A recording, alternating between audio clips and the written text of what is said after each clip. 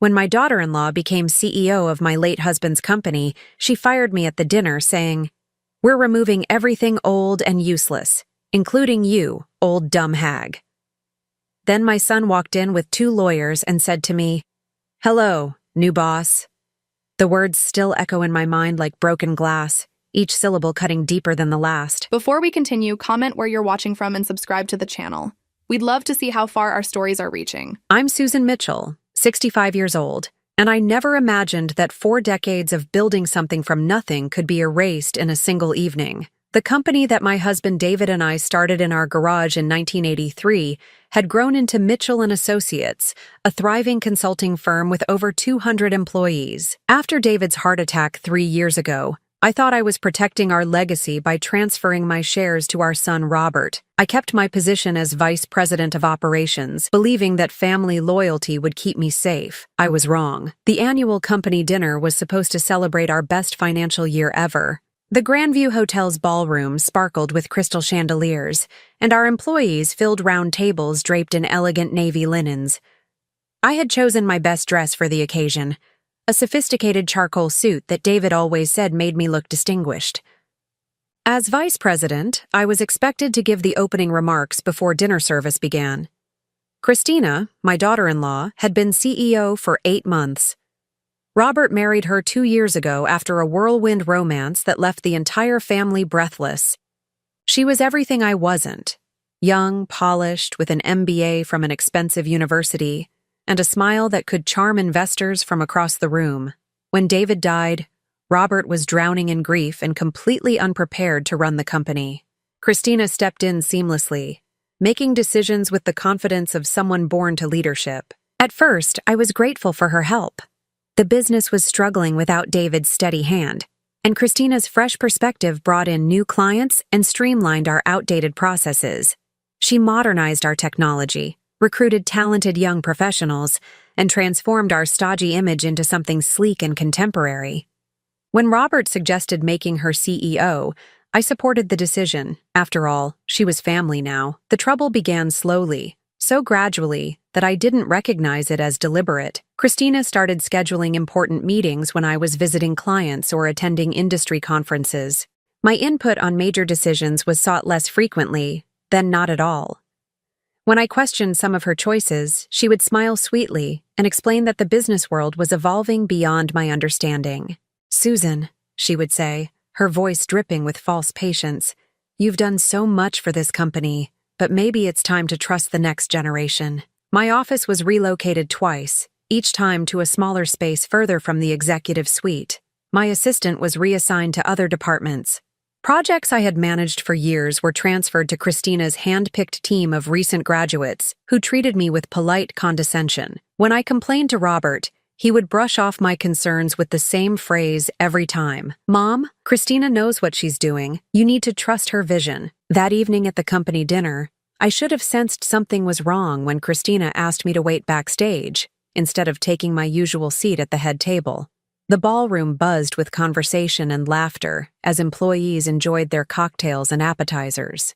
I stood behind the heavy curtains that separated the staging area from the main dining room, reviewing my prepared remarks about our company's founding principles and future goals. "Ladies and gentlemen," Christina's voice rang out clearly through the sound system.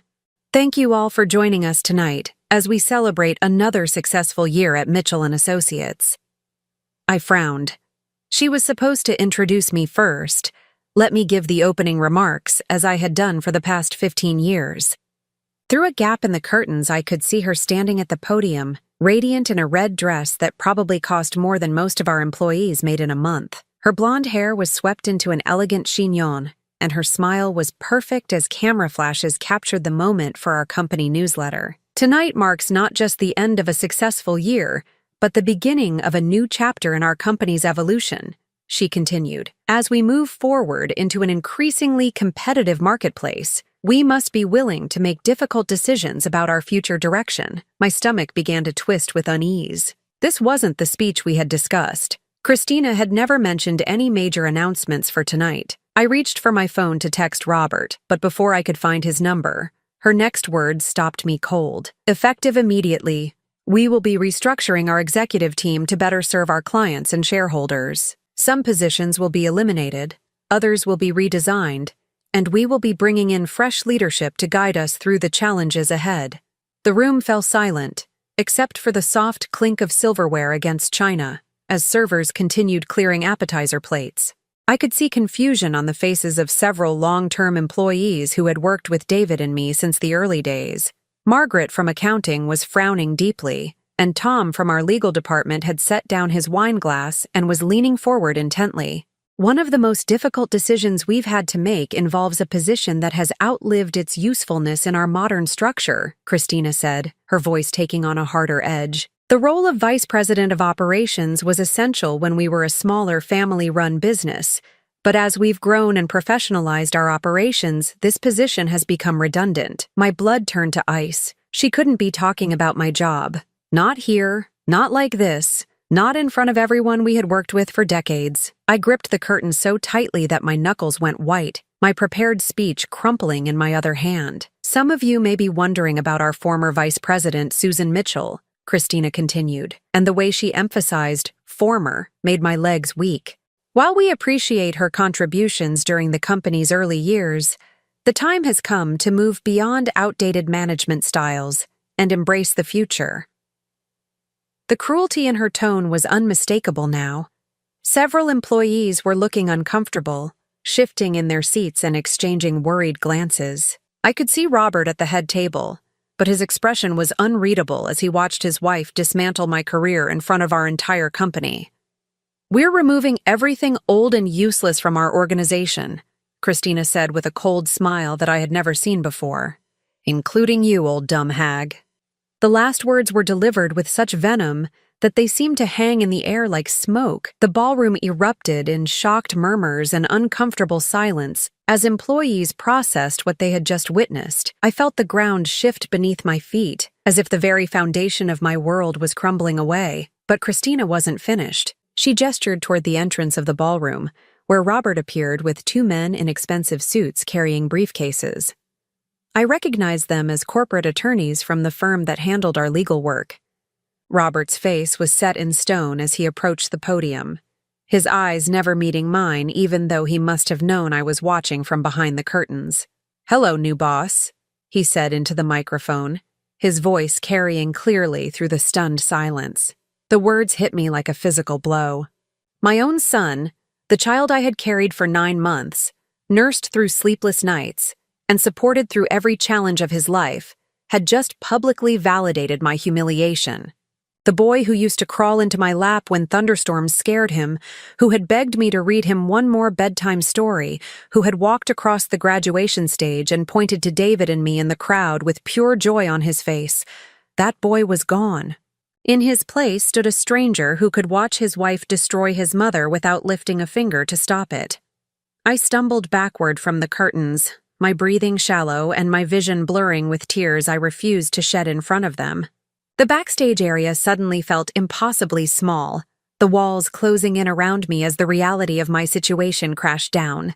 40 years of building this company, of sacrifice and dedication and love, had been erased in less than 5 minutes by a woman who had been part of our family for barely 2 years. Through the curtains, I could hear Christina's voice continuing with practiced efficiency, outlining new organizational charts and introducing the fresh leadership team that would be taking over various departments. She spoke about innovation and competitive advantages and market positioning, using all the right business school terminology to disguise the fact that she had just committed corporate matricide. I thought about David, about how proud he had been of what we built together. We had started with nothing but a shared vision and an unshakable belief that honest work and genuine relationships could create something lasting.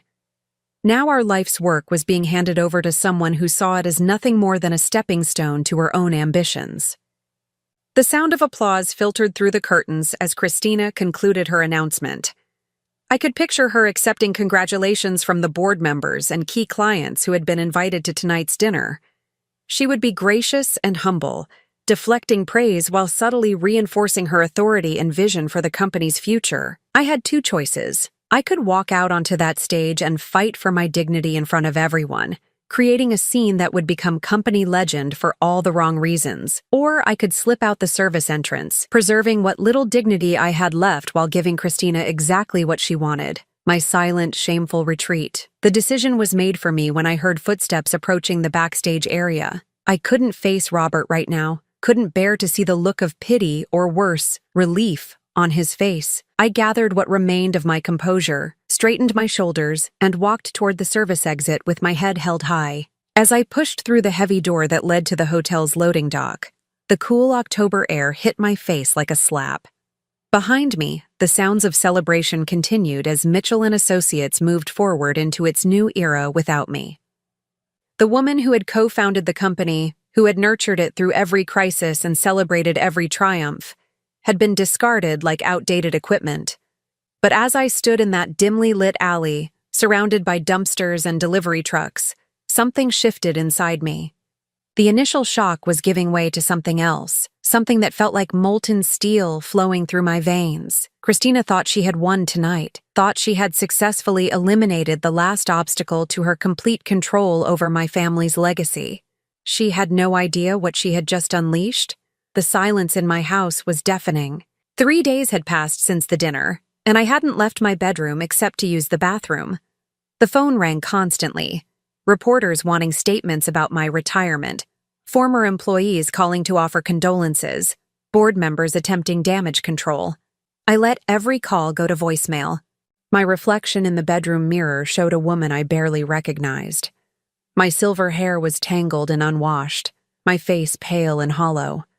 The navy suit I had worn to the dinner lay crumpled on the floor where I had thrown it after driving home in a daze that night.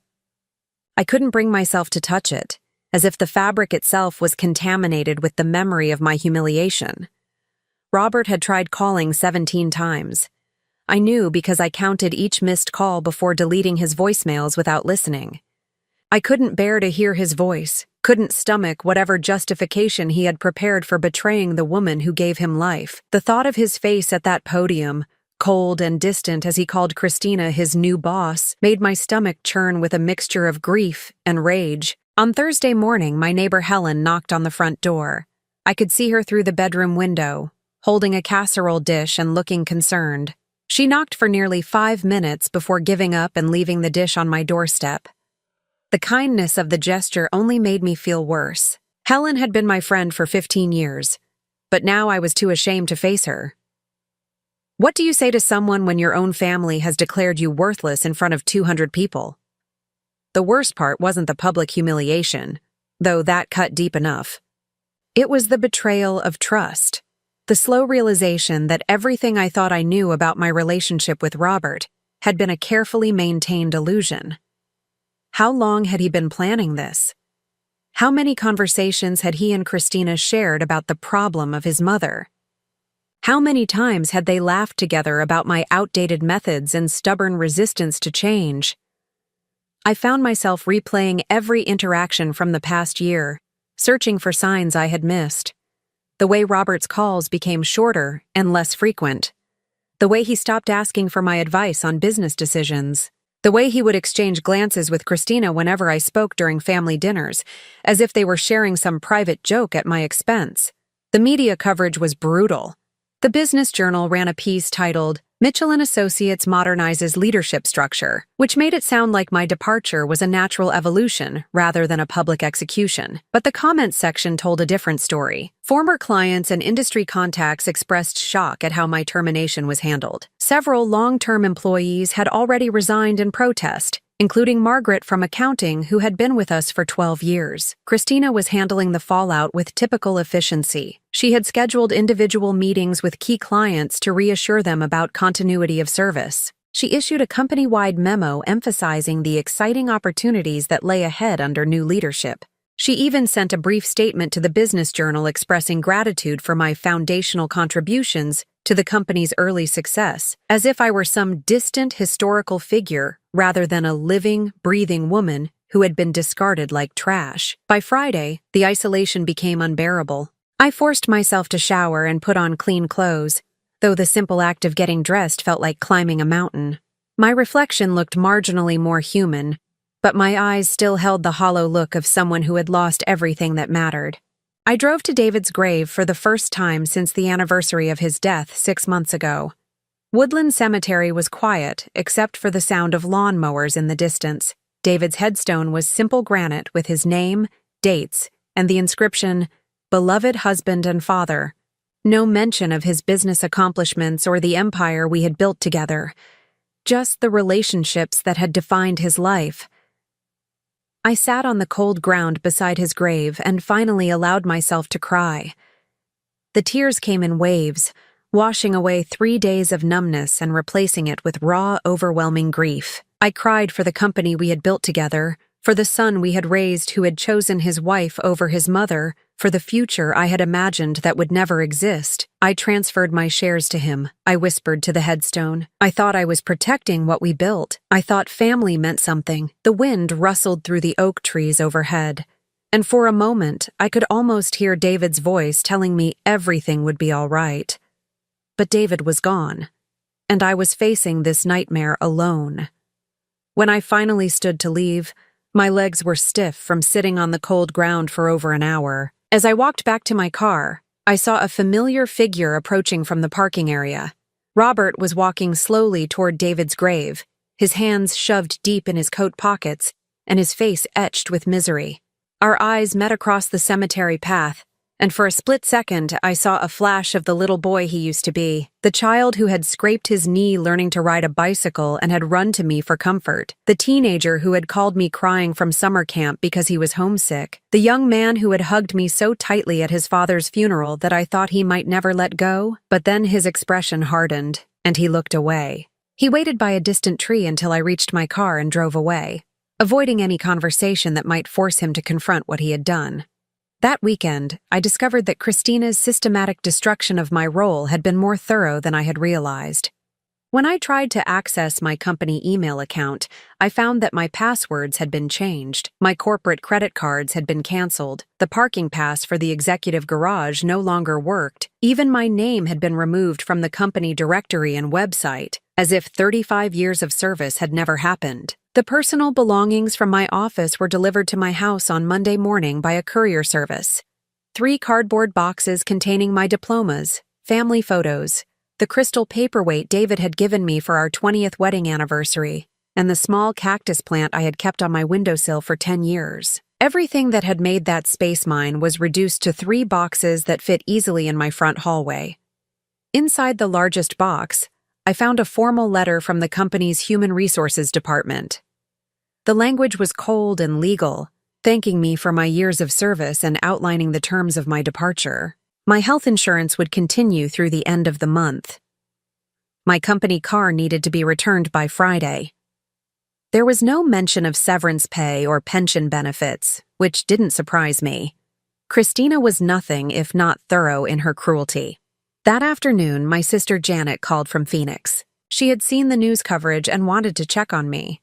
Janet was 3 years younger than me and had always been the practical one in our family. She listened patiently as I told her everything that had happened, only interrupting to ask clarifying questions. "Susan," she said when I finished, "you need to fight this. What they did to you was wrong, and everyone knows it." "Fight what?" I asked. "Robert owns the company now. He has every legal right to make these decisions."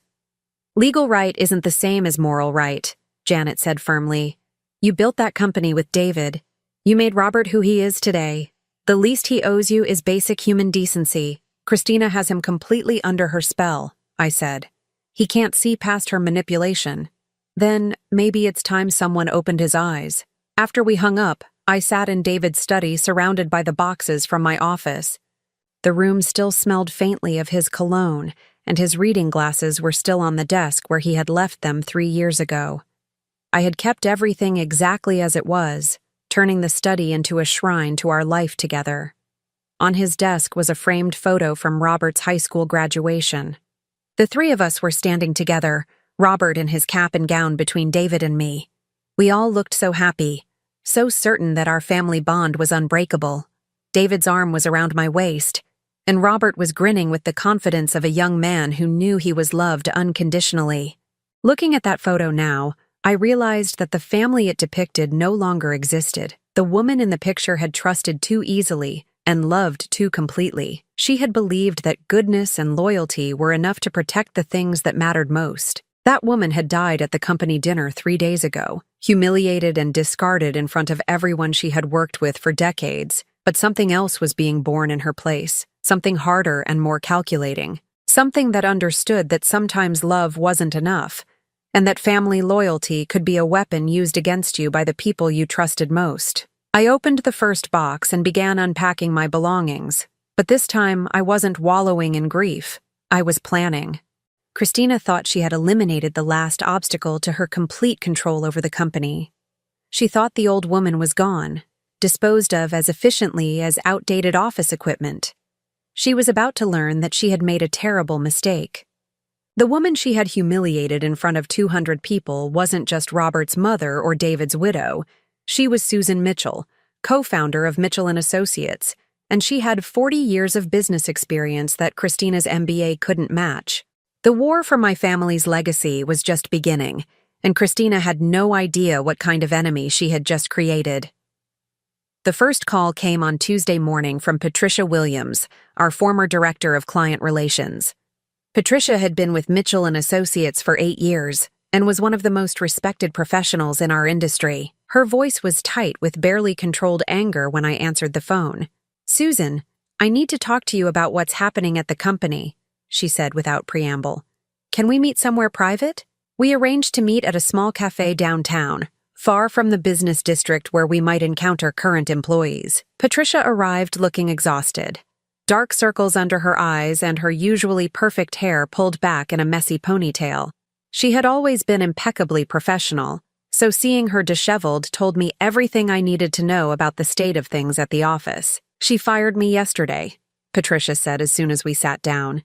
"No warning, no performance review, no explanation beyond restructuring requirements. 17 years of perfect evaluations, and she escorted me out like I was stealing office supplies." My stomach clenched. Patricia was one of our most valuable employees, with relationships that had brought in millions of dollars in business over the years. What reason did she give?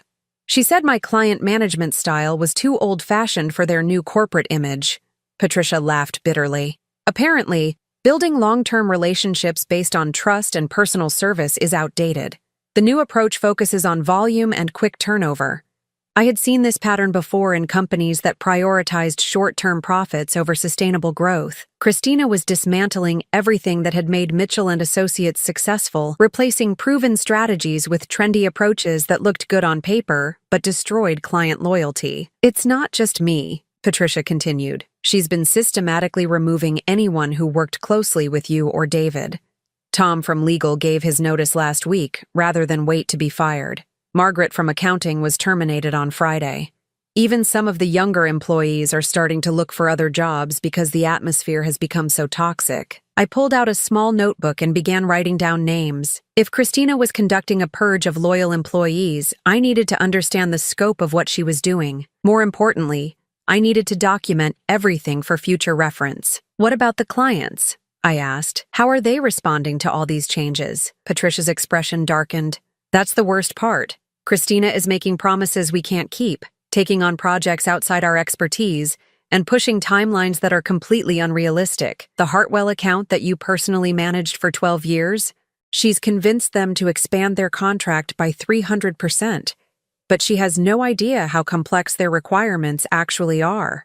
I knew the Hartwell account intimately. It was a family-owned manufacturing company that valued consistency and attention to detail above everything else. David and I had built that relationship slowly over more than a decade, learning their business inside and out. If Christina was over-promising on their expanded contract, the failure would be spectacular and very public. She's also been hiring consultants from outside firms to handle work we used to do internally, Patricia added. The costs are astronomical, but she says it's necessary to bring in fresh perspectives and specialized expertise. This was a classic mistake made by inexperienced executives. Instead of investing in training and developing internal talent, Christina was paying premium rates to outsiders who didn't understand our clients' specific needs or our company culture. It was expensive, inefficient, and ultimately unsustainable. Over the next 2 weeks, I met quietly with 6 more former employees who had either been fired or had resigned in protest. Each conversation revealed new details about Christina's mismanagement and the growing dysfunction within the company. The picture that emerged was worse than I had imagined. Marcus Thompson, our former IT director, told me that Christina had demanded access to all employee email accounts and computer files. She was monitoring internal communications and had created an atmosphere of suspicion and fear. Employees were afraid to express any opinions that might be interpreted as criticism of her leadership. "She's looking for disloyalty," Marcus explained. "Anyone who mentions your name or questions her decisions gets called into her office for what she calls alignment conversations. People are walking on eggshells, afraid they'll be the next one escorted out." Sarah Chen, who had managed our largest government contracts, revealed that Christina was violating several compliance requirements that were mandatory for public sector work. She had eliminated what she called bureaucratic overhead. But these weren't unnecessary procedures. They were legal requirements that protected both our clients and our company from serious liability. "I tried to explain the regulations to her," Sarah said, "but she accused me of being resistant to change and stuck in outdated thinking. When I insisted that we had to follow federal compliance standards, she said I was being obstructionist and fired me that afternoon." The most disturbing information came from James Rodriguez, our former head of business development. James had been tracking potential new clients for months, and he revealed that Christina had been making false claims about our capabilities and experience to win contracts.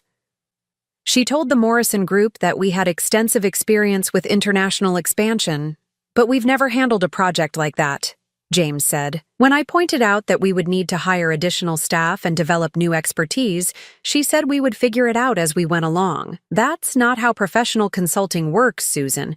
You can't learn on the client's dime." Each conversation added another piece to the puzzle, and the pattern became clearer with every revelation. Christina wasn't just changing the company's direction, she was destroying it from the inside. Her decisions were driven by ego and ambition rather than business sense. She was prioritizing appearance over substance, quick wins over long-term stability.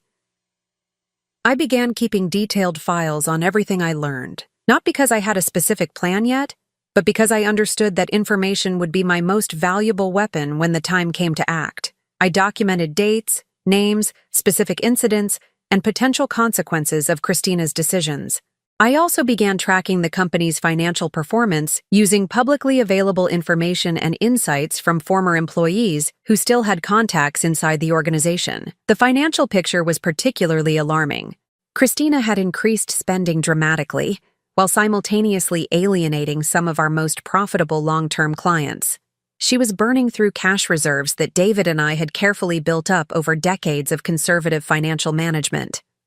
At the current rate of spending, the company would face serious cash flow problems within 18 months. But the most valuable intelligence came from an unexpected source. Jennifer Walsh, who had been my administrative assistant for 5 years before being reassigned to the mailroom, called me on a Thursday evening. Her voice was shaky with nervousness. "Susan, I probably shouldn't be telling you this, but I think you need to know what's really happening," she said. "I still have access to some of the executive calendars because they haven't updated all the security protocols yet." Jennifer had discovered that Christina was holding regular meetings with a business broker named Andrew Sullivan. These weren't routine consultations about company operations. They were discussions about preparing Mitchell and Associates for sale. Christina was planning to sell the company that David and I had built, probably within the next year. "She's been having the broker evaluate different scenarios," Jennifer explained.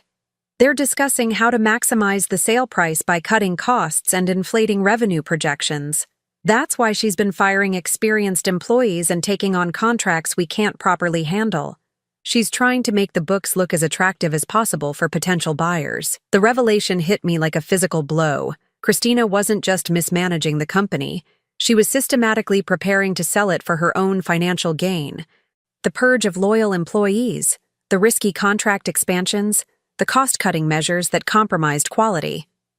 Everything was designed to create an illusion of profitability that would appeal to buyers who didn't understand the underlying problems. I thanked Jennifer and hung up, my hands trembling with rage. Christina had manipulated Robert into giving her control of our life's work, and now she was planning to sell it to the highest bidder.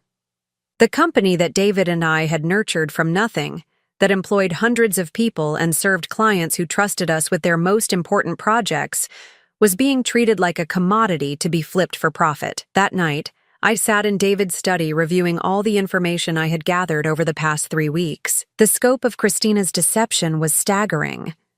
She had convinced Robert that she was modernizing and growing the company, when in reality she was systematically destroying everything that had made Mitchell & Associates valuable in the first place. But she had made one critical mistake. In her arrogance and inexperience, she had underestimated the loyalty that David and I had earned over 4 decades of honest business practices. The employees she had fired weren't just former staff members. They were potential allies who understood the real value of what we had built together. I pulled out a legal pad and began writing names in 2 columns. In the left column, I listed every former employee who had contacted me with concerns about Christina's leadership. In the right column, I wrote the names of current clients who had worked with David and me personally over the years. Between these 2 groups, I had the foundation for something that could challenge Christina's narrative and expose the truth about what she was doing to the company. For the first time since that terrible night at the company dinner, I felt something other than grief and anger. I felt purpose. Christina thought she had eliminated the last obstacle to her plans by humiliating me in public and cutting me off from the company. She thought the old woman was gone, relegated to irrelevance and shame. She was about to discover that she had awakened something far more dangerous than an angry mother-in-law. She had awakened a woman with 40 years of business experience, extensive industry relationships, and nothing left to lose. The investigation phase was complete. Now it was time to build the resistance. The meeting with William Hartwell took place on a cold Wednesday morning at his office across town. I had called him directly, using his personal number that I had kept in my phone for over a decade. When his secretary announced that Susan Mitchell was on the line, he took the call immediately. "Susan, I was hoping you would reach out," he said warmly. "I have to tell you, I'm not comfortable with the direction things are heading at Mitchell & Associates." William Hartwell was exactly the type of client that Christina didn't understand. His family had built their manufacturing business over 3 generations, and they valued relationships above everything else. They weren't impressed by flashy presentations or aggressive sales tactics. They wanted partners who understood their business and could be trusted with their most sensitive projects. "I appreciate you taking the time to see me," I said as his secretary brought us coffee in his corner office. The walls were lined with photos spanning 50 years of business operations, family gatherings, and community involvement. This was a man who understood legacy and long-term thinking. "Susan, I have to be direct with you," William said, settling back in his leather chair. "This new CEO of yours is making promises that concern me deeply. She's talking about expanding our project scope by 300%, but when I ask specific questions about implementation, she gives me vague answers about bringing in specialized consultants." I had expected this. The Hartwell account was incredibly complex, involving custom manufacturing processes that required deep technical knowledge and careful coordination between multiple departments. It had taken David and me 3 years to fully understand their operations well enough to provide meaningful consulting support. "What specific concerns do you have?" I asked, pulling out my notebook. "She wants to compress our 18-month modernization timeline into 9 months, William said, shaking his head. When I explained that our production schedules can't accommodate that kind of disruption, she said her team would find creative solutions. "Susan, there are no creative solutions to retooling a manufacturing line. It takes the time it takes." This was typical of Christina's approach. She made commitments based on what clients wanted to hear rather than what was actually possible.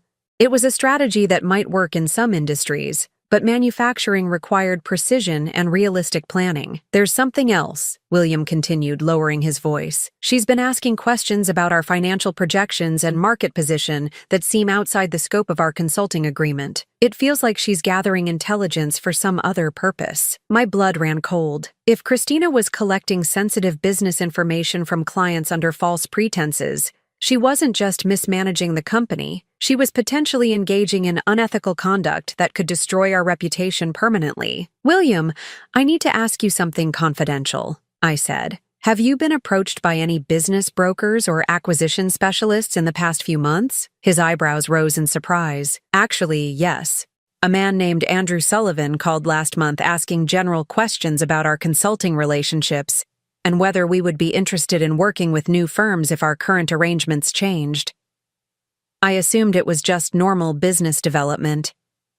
The pieces were falling into place. Christina wasn't just planning to sell Mitchell & Associates, she was actively preparing clients for the transition by gathering information that would make the company more attractive to potential buyers. She was using our existing relationships to enhance the sale value while simultaneously destroying the trust that had taken decades to build. Over the next 2 weeks, I had similar conversations with 4 other long-term clients. Each revealed the same pattern: unrealistic promises, requests for sensitive information, and subtle preparations for future changes in the consulting relationship. Christina was systematically exploiting every relationship that David and I had carefully cultivated over the years. But the clients weren't just sources of information. They were potential allies. These were business owners who had worked with David and me through economic downturns, industry changes, and major expansions. They trusted our judgment and valued our expertise. When I explained what was really happening at Mitchell & Associates, their reactions ranged from shock to outrage. "Susan, we've been doing business with your company for 15 years, said Rebecca Morrison, CEO of Morrison Financial Services. "If someone is planning to sell the firm without consulting the clients who made it valuable in the first place, that's not just bad business. It's a betrayal of everything we thought the company stood for." Rebecca's company was one of our largest accounts, generating over $2 million in annual revenue. If she and other major clients withdrew their business, Christina's sale plans would collapse immediately. But I wasn't ready to play that card yet. First, I needed to understand the full scope of what Christina was doing and build a comprehensive strategy for exposing her. The breakthrough came from an unexpected source. Thomas Bradley, who had been our chief financial officer until Christina fired him 3 weeks ago, called me on a Friday evening. His voice was tight with anger and something that sounded like fear. "Susan, I need to meet with you immediately," he said. "I've discovered something about the company's finances that you need to know. It's worse than we thought." We met at a restaurant outside the city where we were unlikely to encounter anyone from our professional circle. Thomas arrived carrying a briefcase filled with documents that he had copied before being escorted from the building. His hands were shaking as he opened the files and spread them across our table. "Christina has been manipulating the financial reports," he said without preamble. "She's been moving expenses between quarters to create the illusion of improved profitability, and she's been recognizing revenue from contracts that haven't been completed or even fully negotiated." The documents told a devastating story. Christina had been engaging in what amounted to accounting fraud, using techniques that would make the company appear more profitable and stable than it actually was.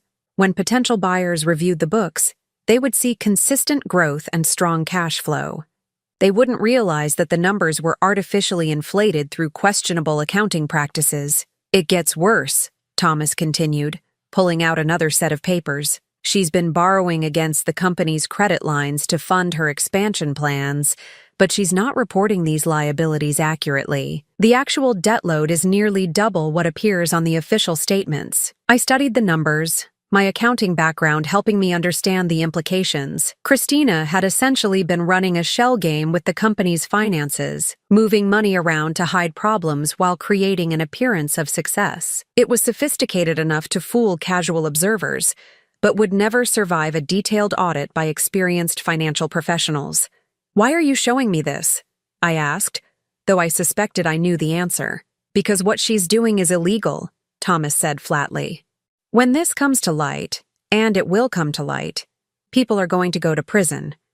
The company that you and David built is going to be destroyed, and hundreds of employees are going to lose their jobs.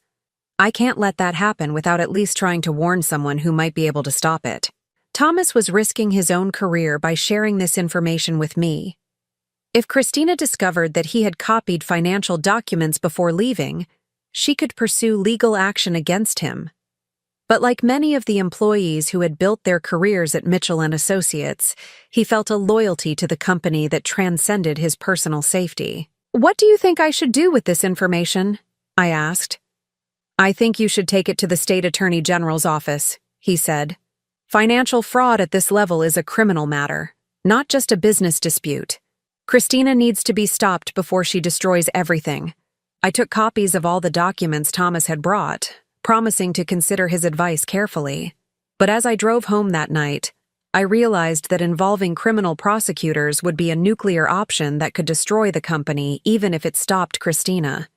There had to be a way to expose her misconduct without bringing down the entire organization. That weekend, I called an emergency meeting of the informal network I had been building over the past month. Patricia Williams, Marcus Thompson, Sarah Chen, James Rodriguez, and Thomas Bradley gathered in my living room on Sunday afternoon. These were some of the most experienced and respected professionals who had worked at Mitchell and Associates, and together, they represented decades of institutional knowledge. "I've asked you all here because we're facing a crisis that goes beyond individual job losses or management disagreements," I began. "The company that we all helped build is being systematically destroyed from within, and if we don't act soon, there may be nothing left to save." I shared the financial documents that Thomas had provided, along with the information I had gathered from client conversations and other sources. The room fell silent as the full scope of Christina's deception became clear. She wasn't just a bad manager. She was actively engaged in fraud and manipulation that could destroy the company and harm everyone associated with it. "The question is," I continued, "what are we going to do about it?" "We could take everything to the authorities," Sarah suggested. "If she's committed fraud, she should face the consequences." "That would probably destroy the company," Patricia pointed out. "Even if we eventually cleared our names, the damage to our reputation would be irreversible. Our clients would flee, and most of the remaining employees would lose their jobs." "So what's the alternative?" Marcus asked. "Let her get away with it?" I looked around the room at these dedicated professionals who had given years of their lives to building something meaningful. They deserved better than to watch it all crumble because of one person's greed and incompetence. "There is another option," I said slowly. "We expose her to the people who have the power to remove her before she can complete the sale or cause irreversible damage."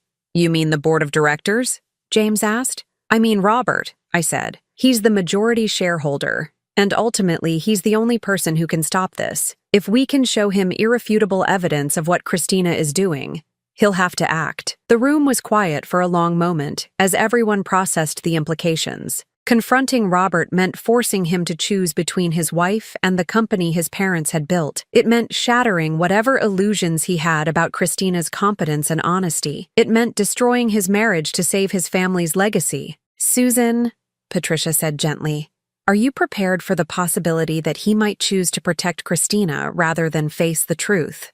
I thought about my son, about the little boy who used to help me sort papers in the home office, who had grown up understanding that the company was our family's legacy and responsibility. That boy was still somewhere inside the man who had stood silently while his wife humiliated his mother in public. I have to believe that somewhere inside him, he's still the son David and I raised, I said. "And if he's not, then at least we'll know we tried everything before we take this to the authorities." The resistance was built.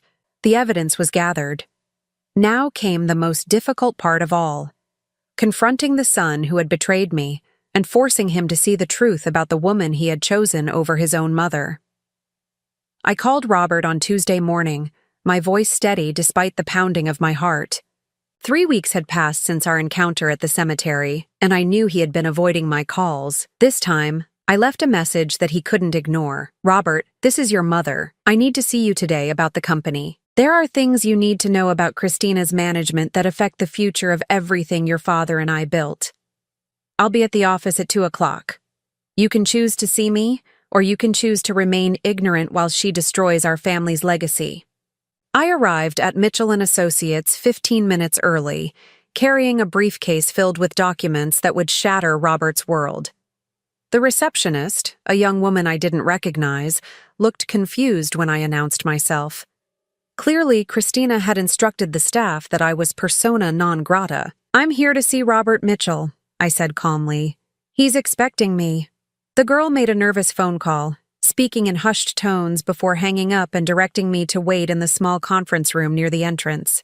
It was a deliberate slight. Instead of being shown to Robert's office like a family member, I was being treated like a vendor or job applicant. Robert appeared 10 minutes later, looking haggard and older than his 32 years. His expensive suit couldn't hide the stress lines around his eyes, or the way his shoulders sagged with exhaustion. For a moment, seeing him up close, I felt a stab of maternal concern that almost derailed my resolve. "Mom," he said stiffly, closing the conference room door behind him. "What's this about?" I gestured to the chair across from me. "Sit down, Robert. We need to have a conversation that's 3 weeks overdue." He remained standing, his arms crossed defensively. "If this is about what happened at the dinner, I think Christina made her position clear. The company is moving in a new direction, and sometimes that requires difficult decisions." "Difficult decisions," I repeated, my voice carrying an edge of steel I hadn't used since he was a teenager testing boundaries. "Is that what you call publicly humiliating the woman who gave birth to you? Is that what you call standing by while your wife called me a useless old hag in front of 200 people? His face flushed red, but his jaw remained set. "You're being dramatic. Christina was explaining a business restructuring, not attacking you personally." I opened my briefcase and pulled out a thick folder. "Robert, I want you to look at something. These are financial documents from the company's records. Documents that show what your wife has really been doing with the business your father and I spent 40 years building." "I'm not interested in whatever conspiracy theories you've been developing," he said, but his eyes flickered toward the papers despite his words. "Sit down," I said again, this time with the authority of a mother who would not be dismissed. "You're going to look at these documents, and you're going to listen to what I have to say. After that, you can make whatever decisions you want, but you're going to do it with full knowledge of the facts." Something in my tone must have penetrated his defenses because he slowly sank into the chair across from me. I spread the financial statements across the table, along with the documentation that Thomas Bradley had provided.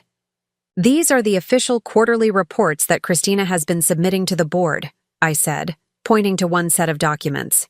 "And these are the actual financial records showing where the money has really been going." Robert picked up the papers reluctantly, scanning the numbers with the basic financial literacy that David and I had insisted he develop during his college years. I watched his expression change as the discrepancies became apparent. "I don't understand," he said slowly. "These numbers don't match." "No, they don't. Your wife has been manipulating the financial reports to hide the fact that she's been borrowing heavily against the company's credit lines while moving expenses between quarters to create an illusion of profitability." I pulled out another set of documents. "Here are the contracts she's signed with outside consulting firms. In 6 months, she's spent more on external consultants than we typically spent in 2 years. She's paying premium rates for work that our internal staff could handle better and more efficiently." Robert's hands were shaking slightly as he reviewed the papers. "There must be explanations for these discrepancies. Christina knows what she's doing. She has an MBA from Wharton." "An MBA that apparently didn't teach her basic business ethics," I said, pulling out the most damaging evidence. "Robert, your wife has been meeting regularly with a business broker named Andrew Sullivan. She's preparing to sell Mitchell & Associates, and she's been inflating the financial performance to maximize the sale price." The color drained from his face. "That's impossible. She would have discussed something like that with me. Would she?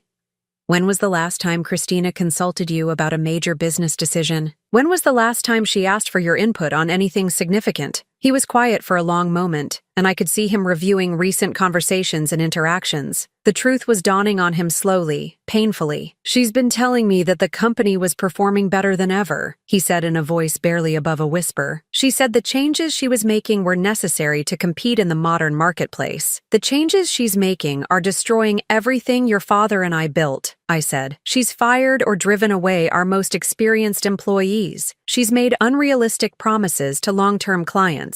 She's created a toxic work environment where people are afraid to voice legitimate concerns." I pulled out my phone and scrolled to a saved message. "Yesterday, William Hartwell called me. He's terminating our contract because Christina promised deliverables that are impossible to achieve in the timeline she committed to." The Hartwell account represented $2.3 million in annual revenue, Robert. It's gone because your wife made promises she can't keep. Robert's face was pale as he absorbed this information. The Hartwell account had been one of our most stable and profitable relationships, built on trust and realistic expectations accumulated over more than a decade. There's more, I continued relentlessly. Rebecca Morrison is pulling her company's business because Christina has been asking for proprietary financial information that goes far beyond our consulting agreement. Sarah Chen warned me that Christina has been violating federal compliance requirements on our government contracts. We could face serious legal liability if regulators discover what she's been doing. Each revelation hit Robert like a physical blow. I felt no satisfaction in watching my son's world crumble, but he needed to understand the full scope of what was happening before it was too late to fix anything. "Why didn't anyone tell me about these problems?" he asked, his voice cracking with strain. "They tried to, but Christina created an environment where questioning her decisions was treated as disloyalty. She fired anyone who raised concerns, including our CFO who discovered the financial irregularities. The people who might have warned you were systematically removed from positions where they could speak truth to power." Robert stood up abruptly and walked to the window, staring out at the city beyond. "This can't be right. Christina loves this company. She's been working 16-hour days to make it successful." "She's been working 16-hour days to prepare it for sale," I corrected. "Everything she's done has been designed to create short-term improvements that will look attractive to potential buyers, regardless of the long-term damage to the company's reputation and sustainability." I pulled out the final piece of evidence, the document that would destroy any remaining illusions Robert had about his wife's motives. "This is a preliminary valuation report prepared by Andrew Sullivan's firm. It estimates that Mitchell and Associates could sell for between $15 and $20 million, assuming current performance trends continue." Robert turned back to face me, his eyes wide with shock. $20 million? Based on inflated financial reports and unsustainable business practices, I said. "When the buyers discover the real situation after the sale, they'll realize they've been defrauded. By then, Christina will have her money, and the company will be someone else's problem." The conference room fell silent, except for the sound of traffic passing outside. Robert slumped back into his chair, his head in his hands. For several minutes, neither of us spoke as he processed everything I had told him. "What am I supposed to do with this information?" he finally asked, his voice muffled by his hands. "You're supposed to be the man your father and I raised you to be," I said firmly. "You're supposed to protect the company that employs 200 people and serves clients who trust us with their most important projects. You're supposed to choose integrity over personal comfort." Robert looked up at me, his eyes red with unshed tears. "She's my wife, Mom. I love her." "Love doesn't mean enabling someone to commit fraud and destroy other people's livelihoods," I said. "Real love means holding the people you care about accountable for their actions. If I confront her with this, it could destroy our marriage." The irony of his statement hit me like a slap. "Robert, what do you think happened to my relationship with you when you stood silently while she humiliated me in front of 200 people? What do you think happened to our family when you chose to protect her feelings over basic human decency?" He flinched as if I had hit him physically. "I know I handled that situation badly. I should have said something. You should have done more than say something. You should have defended me. You should have stood up for the woman who sacrificed everything to give you the life you have." We stared at each other across the conference room table, 40 years of love and disappointment hanging in the air between us. Robert was crying now, tears streaming down his face as the full weight of his choices became clear. "I don't know how to fix this," he whispered. "You start by calling an emergency board meeting," I said. "You present this evidence to the directors and demand Christina's immediate resignation. You bring in forensic accountants to determine the full extent of the financial manipulation. You contact our major clients personally to apologize for the unprofessional conduct and assure them that changes are being made. And if she refuses to resign, then you fire her. You're the majority shareholder, Robert. You have the authority to remove a CEO who has violated her fiduciary duties and engaged in fraudulent conduct." He was quiet for a long moment, staring at the documents spread across the table. "She'll never forgive me. Maybe not. But our employees will still have jobs, our clients will still trust us, and the company your father died believing would honor his memory will survive." Robert stood up slowly, gathering the papers with trembling hands. "I need time to think about this." "You don't have time," I said, standing as well. "Every day Christina remains in control is another day she can cover her tracks, manipulate more financial records, or accelerate the sale process. If you wait too long, there won't be anything left to save." He nodded numbly and walked toward the door, then turned back to face me one last time. "Mom, I'm sorry. For everything." "I know you are," I said. "Now prove it." After he left, I sat alone in the conference room for several minutes, emotionally drained from the confrontation. I had done everything I could to open Robert's eyes to the truth. Whether he would find the courage to act on that truth remained to be seen. But for the first time in weeks, I felt something like hope. The son I had raised was still there somewhere beneath the layers of manipulation and misplaced loyalty. Now I would discover whether he was strong enough to choose duty over comfort, integrity over personal happiness. The future of our family's legacy hung in the balance, and everything depended on what Robert decided to do next. The call came at 6:30 Wednesday morning. Robert's voice was steady but tired, carrying the weight of a man who had spent a sleepless night making the hardest decision of his life. "Mom, I need you to be at the office at 9 o'clock. I'm calling an emergency board meeting, and I want you there when I present the evidence you showed me." I felt a surge of relief mixed with pride. Somewhere beneath the manipulation and misplaced loyalty, the son David and I had raised was still there. "Are you sure you're ready for this, Robert?" "No," he said honestly. "But it's the right thing to do, and I should have done it weeks ago. Christina is already suspicious because I spent yesterday evening reviewing financial records and asking questions she couldn't answer. I need to act before she realizes what's happening." I arrived at Mitchell & Associates 15 minutes early, using the employee entrance to avoid drawing attention. The building felt different somehow, charged with the anticipation of change. Robert met me in the lobby, looking exhausted but determined. For the first time in months, he reminded me of the idealistic young man who had graduated college with plans to honor his father's legacy. "The board is assembling in the main conference room," he said as we walked toward the elevator. "I've told them we're facing a crisis that requires immediate action, but I haven't provided specifics yet." The elevator ride to the executive floor was silent. I could feel Robert's tension radiating off him in waves, and I reached over to squeeze his hand. "Your father would be proud of you for finding the courage to do this." His eyes filled with tears he refused to shed. "I hope so. I'm about to destroy my marriage to save his company." The boardroom was filled with the 5 independent directors who provided oversight for Mitchell & Associates. These were respected business leaders from the community who had worked with David over the years.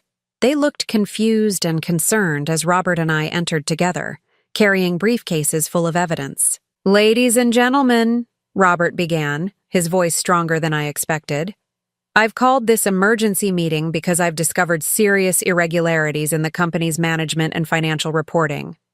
My mother has evidence of fraudulent conduct that threatens the survival of Mitchell & Associates." The next hour was devastating. Robert methodically presented each piece of evidence, his voice growing stronger as he documented Christina's deception.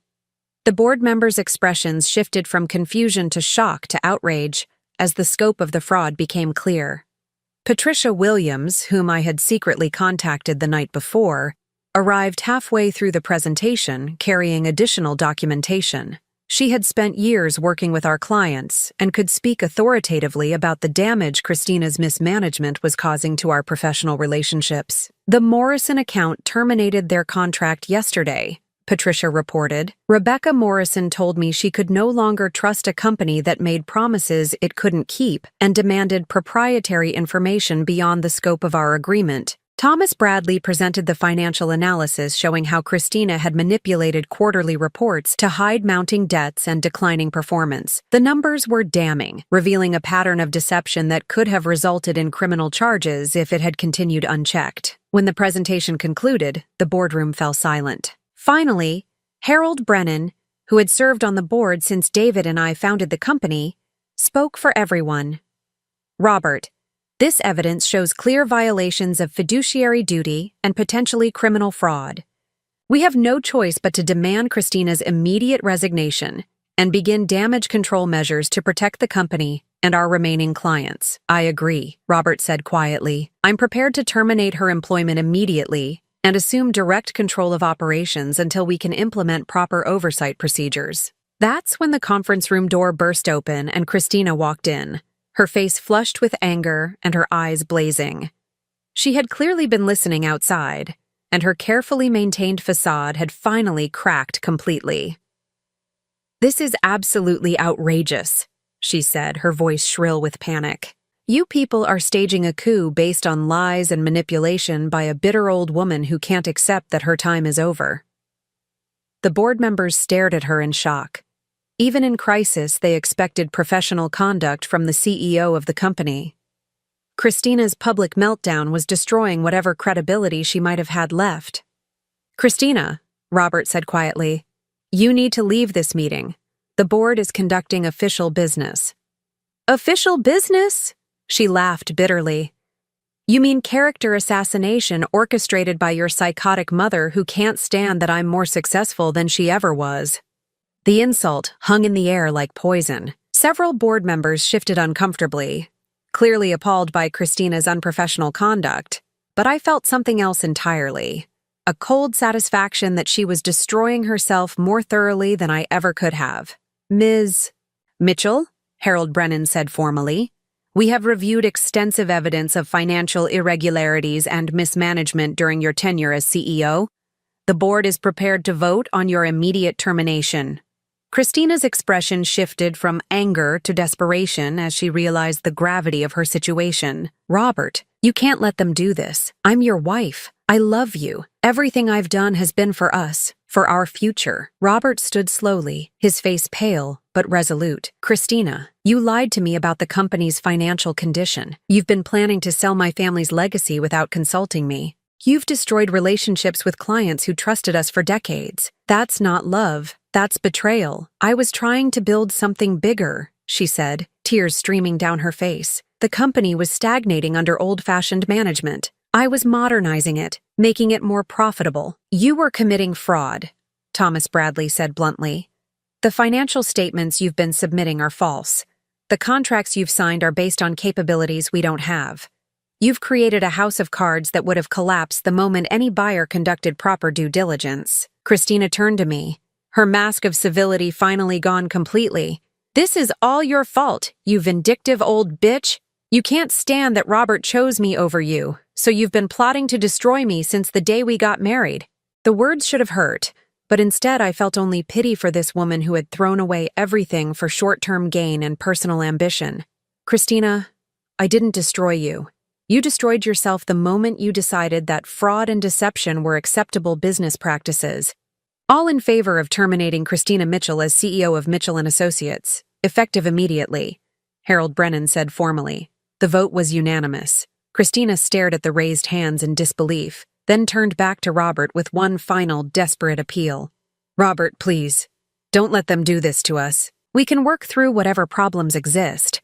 I can fix the financial issues. I can rebuild the client relationships. Just give me another chance." Robert looked at his wife for a long moment, and I could see the internal struggle playing out on his face. Part of him still loved the woman he had married, still wanted to believe that she could change. But the man David and I had raised ultimately prevailed. "Christina, you're fired. Security will escort you from the building, and your personal belongings will be delivered to your apartment tomorrow. All company credit cards and access codes are terminated effective immediately." The next few minutes were chaos as Christina alternated between threats, pleas, and accusations. Security arrived to escort her from the building, and her final words were a venomous promise to destroy the company and everyone in it through legal action. After she was gone, The boardroom fell quiet except for the sound of Robert's ragged breathing. He looked like a man who had aged 10 years in the past hour, but there was also something else in his expression. Relief, as if an enormous weight had been lifted from his shoulders. "What happens now?" asked Sarah Hendricks, the newest board member. "Now we begin the process of repairing the damage," Robert said. "We contact every client personally to explain the situation and assure them of our commitment to ethical business practices. We bring in forensic accountants to determine the full extent of the financial irregularities. We rebuild our team with people who understand our values and commitment to excellence." Patricia Williams raised her hand slightly. "Robert, if you're serious about rebuilding the management team, I'd like to discuss returning to the company. Several other former employees have expressed interest in coming back if the work environment improves. Over the next hour, we developed a comprehensive plan for stabilizing the company and restoring its reputation. Robert would serve as interim CEO while we searched for a qualified permanent replacement. I would return as senior advisor to help with client relationships and institutional knowledge. The financial irregularities would be corrected, and we would be completely transparent with clients about the changes we were implementing. As the board meeting concluded and people began to leave, Robert approached me hesitantly. "Mom, I know I can never fully make up for what I put you through, but I want you to know that I'm committed to honoring Dad's legacy and everything you both built here." I looked at my son, seeing the man he was becoming rather than the boy he had been. "Robert, your father always said that character isn't defined by the mistakes you make, but by how you respond when you realize you've made them. Today, you showed real character." He hugged me then, the first genuine embrace we had shared since David's funeral. "Can you forgive me for choosing Christina over my own family?" "You didn't choose Christina over family," I said. "You chose what you thought was love over what you knew was right. It's a mistake that many people make, but few people have the courage to correct it the way you did today." 3 months later, I stood in my restored office on the executive floor, looking out at the city through windows that I had once thought I would never see again. Mitchell and Associates was stronger than it had been in years. We had retained most of our major clients, brought back our best employees, and implemented new oversight procedures that would prevent future abuse. Christina had indeed tried to sue the company for wrongful termination, but her lawyer withdrew from the case when he reviewed the evidence of financial fraud. She had found work with a smaller consulting firm in another city, and Robert had filed for divorce. He was learning to rebuild his life based on his own values rather than someone else's manipulation. The morning mail brought a letter from William Hartwell, announcing that his company was reinstating their contract with Mitchell and Associates. "The changes you've implemented give us confidence that we're once again dealing with a company that shares our values of integrity and honest communication," he wrote. Patricia Williams knocked on my office door, carrying coffee and wearing the smile that had made her so effective with clients over the years. "Susan, the Morrison Group called. They want to schedule a meeting to discuss expanding their contract with us." As I settled back into my chair, reviewing the day's agenda, I reflected on the journey that had brought me to this moment. 3 months ago, I had been a broken woman, humiliated and discarded by the family I had sacrificed everything to support. Today, I was exactly where I belonged, protecting the legacy that David and I had built together. Christina had tried to erase me from the company's history, to reduce me to irrelevance and shame. She had underestimated the power of relationships built on trust and the loyalty earned through decades of honest work. Most importantly, she had underestimated the strength of a woman who refused to disappear quietly. The war for my family's legacy was over, and I had won not through revenge or destruction, but through the patient application of truth and the unwavering belief that integrity ultimately prevails over deception. The company would survive and thrive. Robert had found his moral compass, and I had reclaimed my place in the world I had helped create. Sometimes the best revenge is simply refusing to be erased, standing up for what's right, and trusting that the truth will eventually prevail. Christina had learned that lesson the hard way, and I had learned that it's never too late to fight for what matters most.